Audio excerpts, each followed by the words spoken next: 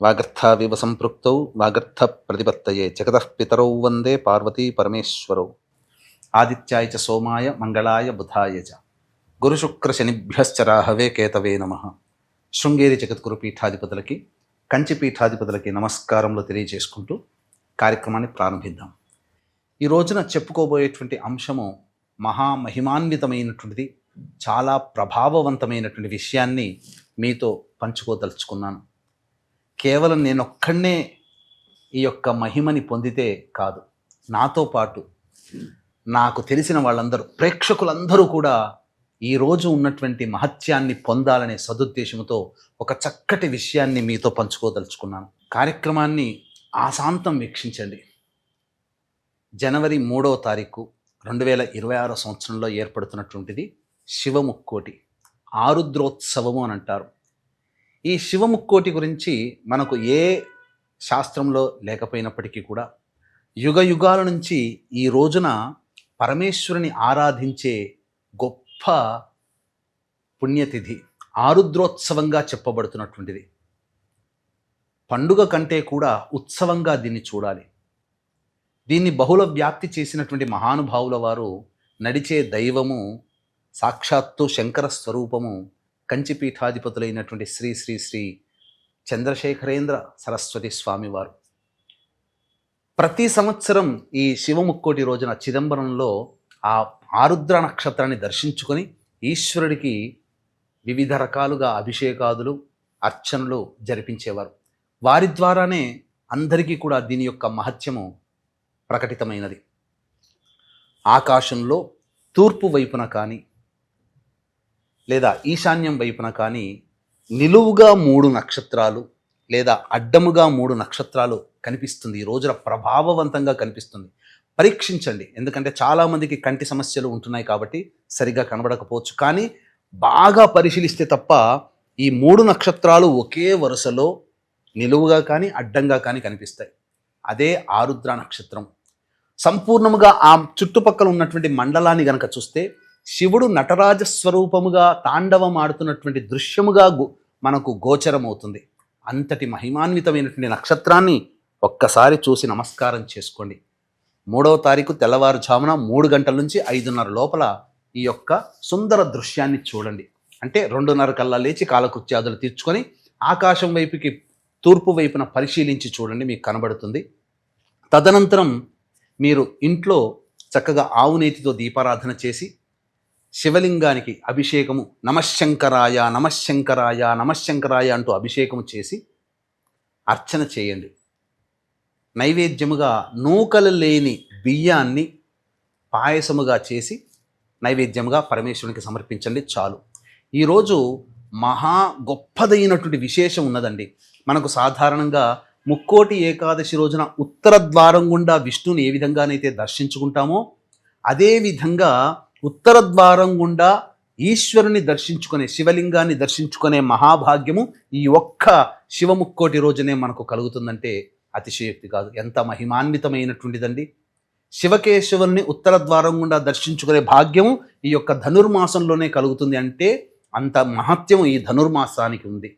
కాబట్టి జనవరి 3వ తారీఖు రోజున వచ్చేటువంటి శివముక్కోటి రోజున ఎవ్వరు కూడా మిస్ కాకండి. ఈ రోజున ఏ ఏ సమస్యలతో బాధపడుతున్నటువంటి వాళ్ళు ఎటువంటి విధానాలతో అర్చన అభిషేకాదులు జరుపుకోవాలో సవివరంగా మీకు తెలియజేసే ప్రయత్నం చేస్తాను.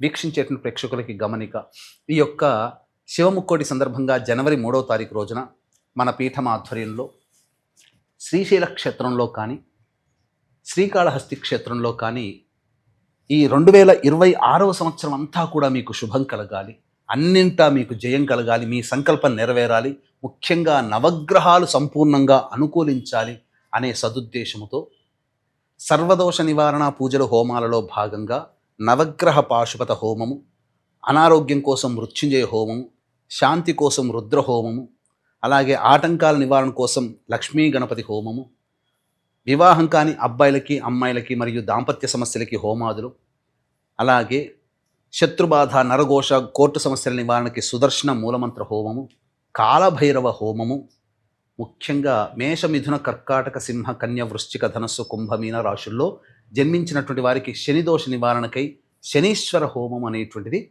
ఈ యొక్క జనవరి 3వ తారీఖు రోజున శ్రీశైలంలో కానీ శ్రీకాళహస్తిలో కానీ జరిపించడం జరుగుతుంది. అవకాశం ఉన్న వాళ్ళు స్క్రీన్పై కనిపిస్తున్న నెంబర్కి కాంటాక్ట్ చేసి మీ గోత్రనామాదులు నమోదు చేసుకోవచ్చు. ఇందులో నమోదు చేసుకున్నటువంటి వాళ్ళకి శక్తిపాతము చేసినటువంటి కరుంగలి మాల ఇవ్వడం జరుగుతుంది. ఇక ఏ ఏ సమస్యలకి ఏ విధంగా చేయాలనేటువంటిది క్లుప్తంగా మీకు తెలియజేస్తాను. ఈ రోజున ఉద్యోగ సమస్యలతో బాధపడేటువంటి వాళ్ళు చెరుకు రసంతో కానీ బెల్లం నీటితో కానీ ఈశ్వరునికి అభిషేకము జరిపించి ఎర్ర జిల్లేడు పుష్పాలతో అర్చన చేయాలి. H1B వీసా సమస్యలు కూడా తగ్గుముఖం పడతాయి.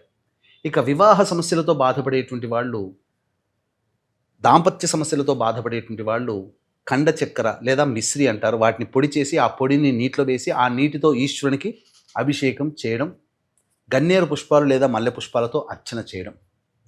అలాగే గత జన్మ కర్మదోషాల వలనే ఈ జన్మల్లో మనం సమస్యలు ఎదుర్కొంటున్నాం. ఈ సమస్యల నివారణకి గత జన్మ కర్మదోషాలు తొలగిపోవడం కోసమై ఆవ నూనెతో ఈశ్వరుడికి అభిషేకము జరిపించి తుమ్మి పుష్పాలతో అర్చన చేయండి వీలైతే, లేదా మారేడు దళాలతో అర్చన చేయవచ్చు. ఇక ఆర్థికపరమైన సమస్యలు, వ్యాపారాభివృద్ధి కావాలి, వ్యాపార విస్తరణ కావాలి, రాని బాకీలు వసూలు కావాలి అనే సదుద్దేశముతో విభూతి కలిపిన నీటితో ఈశ్వరునికి అభిషేకం జరిపించి మారేడు పుష్పాలతో అర్చన చేయండి. ఒక్క మారేడు పుష్పముతో మనం అర్చిస్తే 1,00,000 బంగారు పుష్పాలతో అర్చించిన పుణ్య ఫలితం కలుగుతుందని శివపురాణమే చెప్పబడి ఉంది. ఇక ప్రధానంగా మేష, మిథున, కర్కాటక, సింహ, కన్య, వృశ్చిక, ధనస్సు, కుంభ, మీన రాశుల్లో జన్మించినటువంటి వారికి శని దశ అంతర్దశలు జరుగుతున్నటువంటి వాళ్ళకి శని బాధలు ఎక్కువగా ఉంటుంటాయి. కాబట్టి ఈ దోష నివారణార్థమై నవగ్రహాల చుట్టూ శివాయ నమః అంటూ 27 ప్రదక్షిణలు చేసి శివలింగానికి నల్ల నువ్వుల నూనెతో అభిషేకం చేయండి ఈ రోజున. అలాగే నీలిరంగు శంకు పుష్పాలతో కానీ నీలిరంగు చామంతి పుష్పాలతో కానీ అర్చన చేయండి, లేదా బిల్వ దళంతో అర్చన చేయండి, మారేడు దళంతో అర్చన చేయండి చాలు. అలాగే గత జన్మ కర్మదోషాలు తొలగిపోవడం కోసం ఇంతకుముందు చెప్పాను కదా, ఆవ నూనెతో ఖచ్చితంగా అభిషేకం చేయండి. సమస్త విధమైనటువంటి కష్టాలు తొలగిపోవాలి అనేటువంటి ఉద్దేశంతో గరికను నీటిలో వేసి ఆ గరిక నీటితో అభిషేకం చేయండి. తెల్ల జిల్లేడు పుష్పాలతో అర్చన చేయండి. ఈ విధంగా సమస్యలు ఉన్నటువంటి వాళ్ళు చెప్పినటువంటి ద్రవ్యాలతో అభిషేకం చేయండి. ముఖ్యంగా ఈ రోజున గంజి వార్చినటువంటి అన్నముతో, గోరువెచ్చగా ఉండాలి అన్నముతో ఈశ్వరునికి అభిషేకం చేయవచ్చు. లేదా ఆ గంజి వార్చిన అన్నానికి తేనెను కలిపి శివలింగముగా తయారు చేసి ఆ శివలింగానికి చక్కగా ఆవు నేతిని అద్ది అప్పుడు అభిషేకం చేయండి. మారేడు దళాలతో అర్చన చేయండి. ఈ విధంగా చేసినట్లయితే సకలమైనటువంటి మనోభీష్టాలు తొలగి సకలమైన మనోభీష్టాలు నెరవేరుతాయి. సకల కష్టాలు తొలగి మనోభీష్టాలు నెరవేరుతాయి. చాలామంది ఈ చేసినటువంటి ఆ అన్నముతో చేసినటువంటి శివలింగాన్ని ఏం చేయమంటారంటారు. దగ్గరలో నదిలో కానీ, సరస్సులో కానీ, సముద్రంలో కానీ, చెరువులో కానీ వేయవచ్చు, బావిలో కానీ వేయవచ్చు. ఏవి లేని వాళ్ళు ఒక బకెట్లో చక్కటి నీటిని తీసుకొని ఆ నీటిలో సాయంకాల ప్రదోషకాలంలో అర్చన చేసి నిమజ్జనం చేయవచ్చు. ఆ నీటిని ఎవరు తొక్కని ప్రదేశంలో వేస్తే సరిపోతుంది. ఆ నీటిని, అన్నాన్ని, లేదా ఆ యొక్క అభిషేకం చేసినటువంటిది మీరు చక్కగా ఎవరి తొక్కని ప్రదేశంలో వదిలిపెట్టినా చాలు, లేదా అగ్నికి ఆహుతి చేసినా చాలు. ఈ విధంగా మీరు ఈ శివముక్కోటి అని చెప్పబడేటువంటి జనవరి 3వ తారీఖు రోజున మిస్ చేసుకోకండి. ఈ రోజున చేసినటువంటి పుణ్య కార్యక్రమం అనతి కాలంలోనే మీ యొక్క సమస్యలను నివారణ చేస్తుంది. ఎంతటి ప్రభావవంతమైనదంటే ఈరోజు 1,000,000 సోమవారాలలో ఈశ్వరునికి అభిషేకం చేస్తే ఎంతటి పుణ్య ఫలితం వస్తుందో అంతటి పుణ్య ఫలితం ఈ శివముక్కోటి రోజున వస్తుందని మనకు శాస్త్రం. సృష్టి స్థితి లయకారకాలలో లయకారకుడు పరమేశ్వరుడు. కాబట్టి శివాజ్ఞ లేనిదే చీమైన కుట్టదు. ఈ కార్యక్రమం మీరు చూడాలన్నా, ఈ కార్యక్రమం చేయాలన్నా అది శివాజ్ఞ కాబోలు. అందుకే ఇంతటి గొప్పదైనటువంటి విషయం గురించి మీకు అందించాలి, ఆ సమాచారాన్ని అందించాలనే ఉత్సాహంతో మీకు చేరవేయడం జరిగింది. ఈ అవకాశాన్ని అందరూ సద్వినియోగపరచుకోండి. మీకు తెలిసిన బంధువులకి, స్నేహితులకి, హితులకి అందరికీ ఈ యొక్క విషయాన్ని చేరవేయండి. వారు చేసి పొందిన పుణ్యఫలంలో మీకు భగవంతుడు వాట ఇస్తాడు, అందులో సందేహమే లేదు. చక్కగా ఈ నియమాన్ని పాటించండి. అవకాశం ఉంటే ఈ రోజున మన పీఠమాధ్వర్యంలో శ్రీశైలంలో కానీ శ్రీకాళహస్తిలో కానీ జరిగే సర్వదోష నివారణ పూజల హోమాల్లో గోత్ర నామాదులు నమోదు చేసుకొని శక్తిపాతం చేసినటువంటి కరుంగలి మాలను సొంతం చేసుకోవచ్చు. అలాగే మరొక ముఖ్యమైనటువంటి విషయం ఏంటంటే 2వ తారీఖు రోజున సాయంకాలం ప్రదోషకాల సమయంలో 7 గంటల నుంచి 8 గంటల మధ్య కాలంలో మృగశిర నక్షత్రం 4వ పాదం ఉంటుంది. ఇది అమ్మవారి నక్షత్రం.